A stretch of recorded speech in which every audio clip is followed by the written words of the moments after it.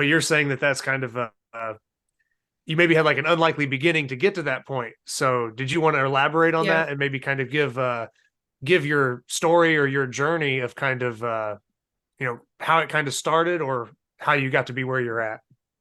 Yeah, absolutely. Uh, yeah, it still every contest, I just think how lucky I am to be doing what I'm doing. So I had done, just to kind of back way up, I had fairly active as a kid growing up. I did basketball for a couple of years in high school, but I got injured a lot. I didn't have very good full body strength, so I always had knee problems and back problems. Um, as an adult, um, like I had a lot of knee pain, went to the orthopedic surgeon. They said, well, first they told me that it was a torn ACL, and then they said that it was a meniscus tear. So it was so bad that I wasn't able to really do do the activities that made me happy. Um, Mm-hmm. and I just got more and more stiff, I guess, from the inactivity. Just had a hard time standing up out of chairs, getting up off the floor. It was really bad. So I'm 44 years old now. This was when I was in my mid 30s. So Okay. I had a knee surgery to repair the meniscus. This was 2014, and as a complication from that surgery, 10 days after the surgery, I had,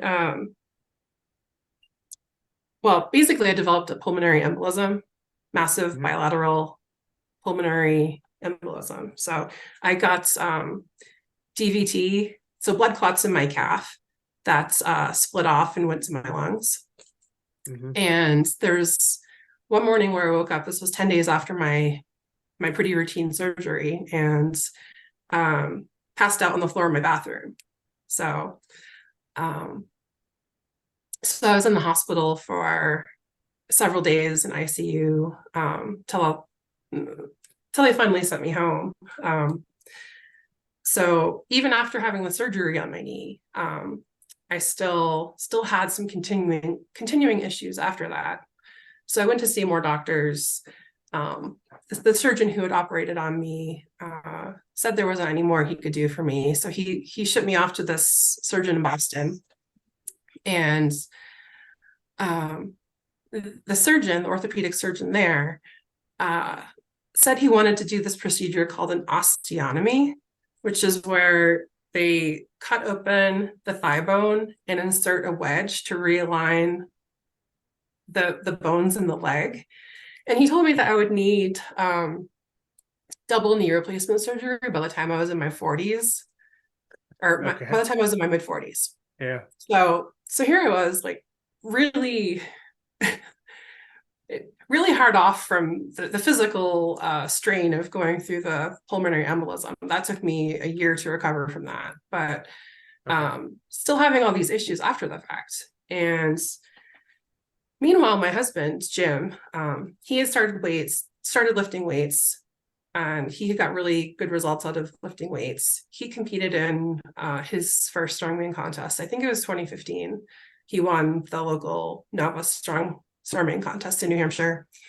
Um, but I was 35 years old and just facing a really bleak future. I just couldn't do anything. I couldn't go for hikes with my dogs. Like, just had a hard time even walking. So I remember asking the orthopedic surgeon. So Jim was suggesting that I lift weights, which seemed Mm-hmm. ridiculous to me at the time. Like, I could hardly stand up. How was I going to lift weights? Yeah. So I remember talking to the orthopedic surgeon and saying, you know, weighing these drastic surgeries, like, surely there had to be a better way, right? So I asked, can I lift weights? And the surgeon was just really dismissive about it. But he said that it probably wouldn't make me any worse. So go ahead and try. And I did. Jim taught me how to lift weights with a barbell. I remember the first time standing with a barbell on my back, not even any weights on it, just the bar. And just I was like jello. I could barely stand with the bar on Yeah. my back.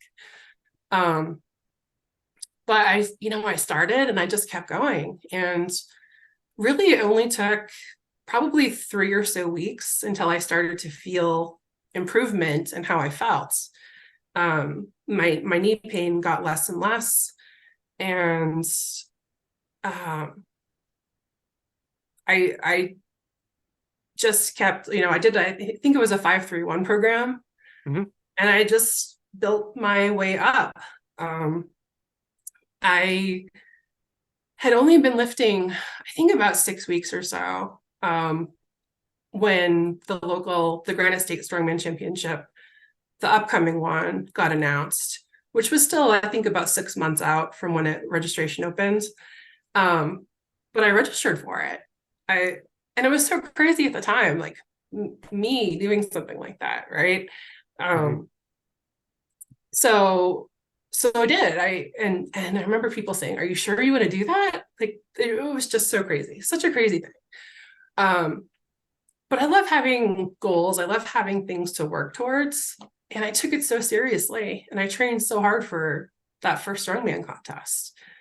And I got really great gains, that first, the newbie gains. I got great Hmm. gains as soon as I started going.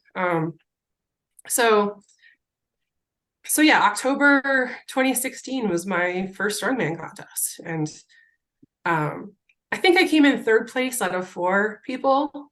Hmm. But I was doing things that I just had never dreamed I'd ever be able to do. It just, how far, I climbed out of that hole. I just, um, and I just have never stopped. So, I did strongman for a few years, and that kind of morphed into focusing on the grip stuff since about 2019, which it's crazy. It's been almost 5 years. Um, but yeah, so I think it's easy for people to see me and what I've done and be like, oh, Sarah Chappelow, of course she's going to get these records. Of course she's going to win this contest. But to Yeah. me, every time, it's still such a surprise. I'm just so grateful to even be there at all, doing what I'm doing.